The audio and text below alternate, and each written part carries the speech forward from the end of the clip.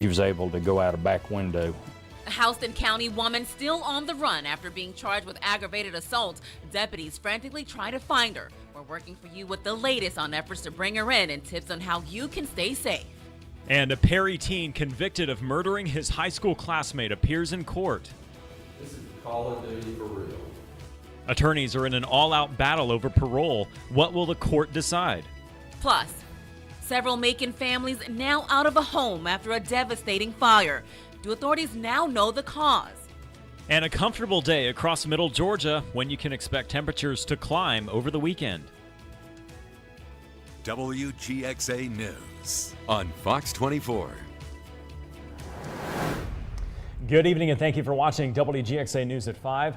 I'm Aaron Lee. And I'm Nicole Williams. Well, happening now, Houston County deputies continue their search for Deborah Winslet. Winslet is on the run after deputies try to serve her for an aggravated assault warrant. WGXA's Danielle Apolinar joins us live with an update on this search. Danielle. Aaron and Nicole, this is the home that Deborah Winslet was last seen, and it's here that deputies believe she crawled out of one of these windows and escaped them. Now take a look at your screen. This is what she looks like. Today I caught up with Captain Michael Stokes with the Houston County Sheriff's Department. He says throughout the night and this morning they received tips, most of which saying she was seen in Houston County. Now a lot of us are left asking how she got away from deputies in the first place. Captain Stokes says the deputies did exactly what they're trained to do in a situation where a suspect has a weapon.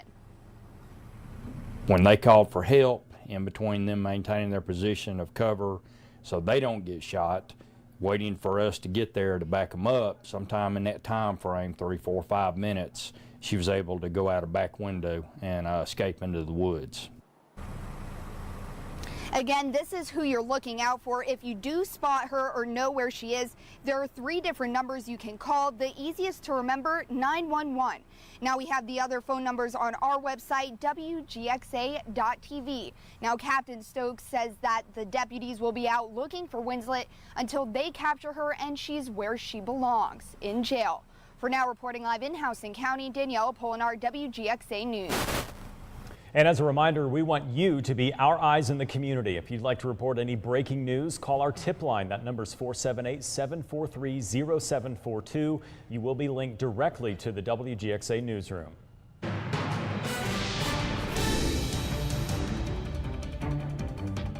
Tonight, Hurricane Lane is still impacting Hawaii. Now families on the mainland worry about relatives facing that storm. In Hawaii, the Big Island has already seen its share of rain and wind. Even after being downgraded to a Category 2 storm, FEMA is still warning torrential rain could continue for the next 48 to 72 hours. Our Sinclair sister station spoke with a family whose loved ones are spread out in Hawaii, and they're already seeing damaging winds and rain. They say they've been trying to get ready. Some are preparing for up to 2 weeks just in case power goes out.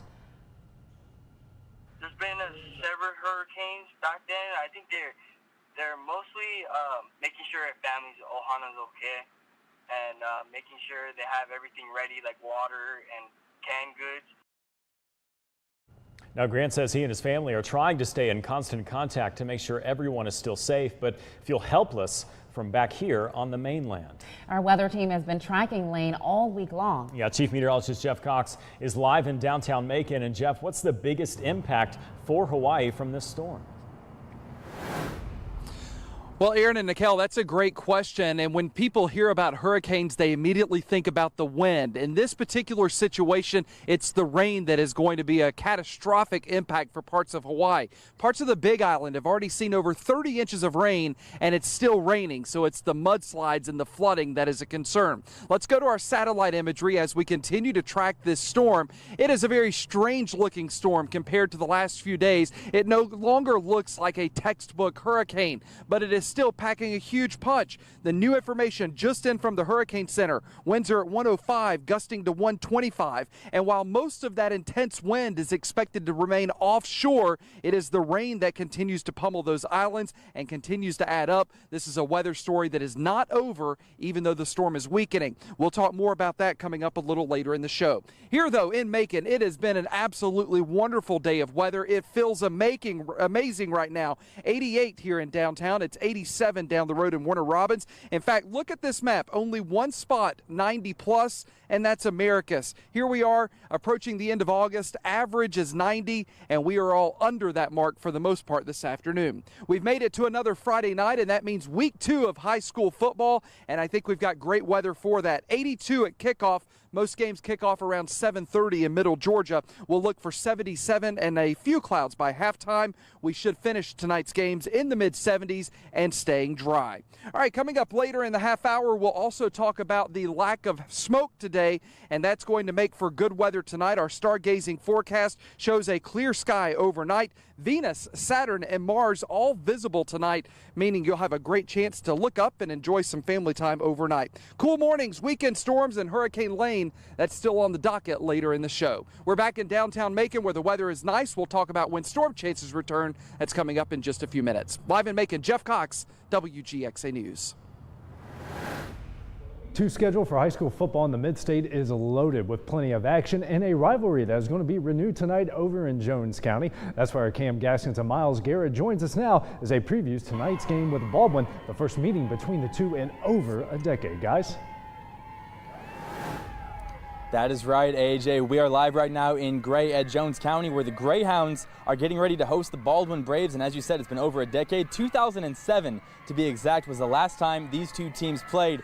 To give you guys a little perspective and to maybe make you feel a little old back in the studio, Miles and I were both in middle school the last time these two teams played. I was going into the 7th grade and Miles was going into the 6th grade. I was just getting my braces. Miles was just starting to grow some hair on his lip right there. It was a weird time for both of us, but it was also a long time since these two teams had faced off. So now these two communities from Baldwin and Jones County are both excited to have these teams playing each other, and the players on both teams are excited to get some bragging rights on these crosstown rivals. Yeah, Cam, as you said, only a county line and 21 miles separates these two teams from each other. Head coach Jesse Hicks with Baldwin County High School says, hey, these two teams, they hang out with each other on the weekends. They go to church with each other on Sundays. So come 7:30 tonight, we're going to see who's going to get those bragging rights for our second game of the week. Now, they might be going to church on Sundays, but on Friday nights, they're not sitting in the pews. They're going on the gridiron, and they are no longer friends when it comes kickoff time. So we're going to have, like we said, this is our game of the week. We're going to have these highlights and much more for you guys on our second edition of First and 10 later on tonight. But that's going to do it for us right now at Greyhound Field. We're going to send things back on over to AJ Good in the studio.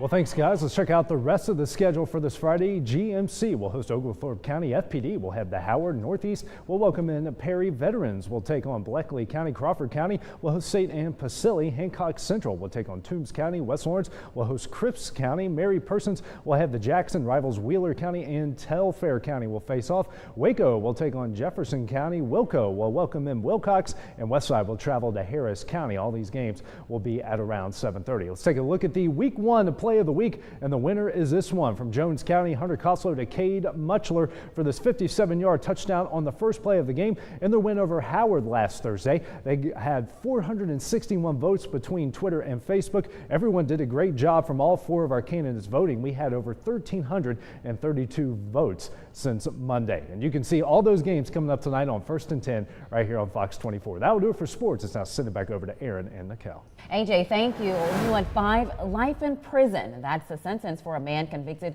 for a Macon woman's murder. Quentin Sanders of Montezuma pleaded guilty to all counts on charges of murder and a string of other violent crimes. The crimes happened near Mercer University's campus in January of 2018.